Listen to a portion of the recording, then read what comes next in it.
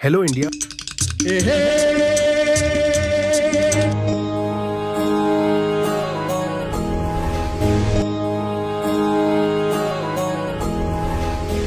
ನಮಸ್ತೆ, ನಾನು ನಿಮ್ಮ ಪ್ರದೀಪ್. ಇವತ್ತು ತುಂಬ ವಿದ್ಯಾರ್ಥಿಗಳ ಮನಸ್ಸಲ್ಲಿ ಒಂದು ಡೌಟ್ ಇದೆ. ನಾವು ಚೆನ್ನಾಗಿ ಓದಿ ಮಾರ್ಕ್ಸ್ ತೊಗೊಂಡ್ರೂ ಕೂಡ ಸೀಟಾಗಿ ಸಿಗ್ತಿಲ್ಲ. ಕೆಲವರಿಗೆ ಕಡಿಮೆ ಮಾರ್ಕ್ಸ್ ಇದ್ದರೂ ಕೂಡ ಅವಕಾಶ ಹೇಗೆ ಸಿಗ್ತಿದೆ?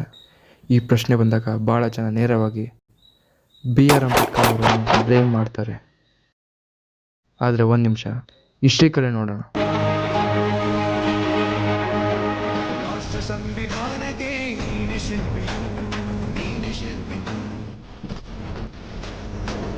ಕಲಿಸಿಕೊಟ್ಟೆ ಸಮಾನತೆಯನ್ನು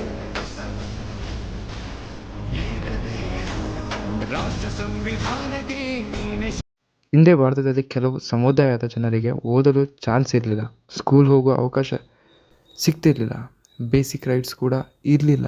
ಈ ಥರ ಇರಬೇಕಾದ್ರೆ ಹಿಂದುಳಿದವರಿಗೆ ಅವಕಾಶ ಕೊಡಬೇಕು ಅಂತ ಅಂಬೇಡ್ಕರ್ ಅವರು ರಿಸರ್ವೇಷನ್ ಕಾನ್ಸೆಪ್ಟನ್ನ ತಂದರು. ಆದರೆ ಇವತ್ತು ಸ್ಟೂಡೆಂಟ್ಸ್ ಕೇಳೋ ಕ್ವಶನ್ ಬೇರೆ. ಈ ರಿಸರ್ವೇಷನ್ ಸಿಸ್ಟಮ್ ಈಗಲೂ ಸೇಮ್ ಆಗಿ ಇರಬೇಕಾ? ಬಡ ಜನರಲ್ ಕ್ಯಾಟಗರಿ ಸ್ಟೂಡೆಂಟ್ಸ್ಗೆ ಜಸ್ಟಿಸ್ ಸಿಗ್ತಿದೆಯಾ? ಮೆರಿಟ್ಗೆ ವ್ಯಾಲ್ಯೂ ಇದೆಯಾ ಇಲ್ವಾ? ಕೆಲವರು ಹೇಳ್ತಾರೆ ರಿಸರ್ವೇಷನ್ ಮೊದಲಿಗೆ ಕರೆಕ್ಟಾಗಿತ್ತು, ಆದರೆ ಈಗ ಚೇಂಜ್ ಬೇಕು, ಕ್ಯಾಸ್ಟ್ ಬದಲು ಎಕನಾಮಿಕ್ ಸ್ಟೇಟಸ್ ನೋಡಬೇಕು ಅಂತ. ಇನ್ನು ಕೆಲವರು ಹೇಳ್ತಾರೆ ಇನ್ನು ಸೊಸೈಟಿನಲ್ಲಿ ಡಿಸ್ಕ್ರಿಮಿನೇಷನ್ ಇದೆ, ಅದಕ್ಕೆ ರಿಸರ್ವೇಷನ್ ಬೇಕು ಅಂತ. ಹಾಗಾದರೆ ಟ್ರೂತ್ ಏನು? ಟ್ರೂತ್ ಅಂದರೆ ಅಂಬೇಡ್ಕರ್ ಅವರ ಇಂಟೆನ್ಷನ್ ಇನ್ಇಕ್ವಾಲಿಟಿ ಕ್ರಿಯೇಟ್ ಮಾಡೋದಲ್ಲ, ಆ ಸಮಯದ ಇನ್ಇಕ್ವಾಲಿಟಿ ಕಡಿಮೆ ಮಾಡೋದು. ಆದರೆ ಇವತ್ತಿನ ಕಾಲಕ್ಕೆ ಸಿಸ್ಟಮ್ ಅಪ್ಡೇಟ್ ಆಗಬೇಕಾ?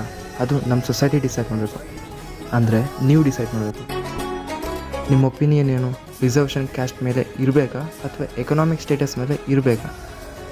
ಕಮೆಂಟ್ ಮಾಡಿ, ಸಬ್ಸ್ಕ್ರೈಬ್ ಮಾಡಿ ಇಂಥ ರಿಯಲ್ ಟಾಪಿಕ್ಸ್ಗೆ. ನಮಸ್ತೆ ಬೆಂಗಳೂರು. Hello India.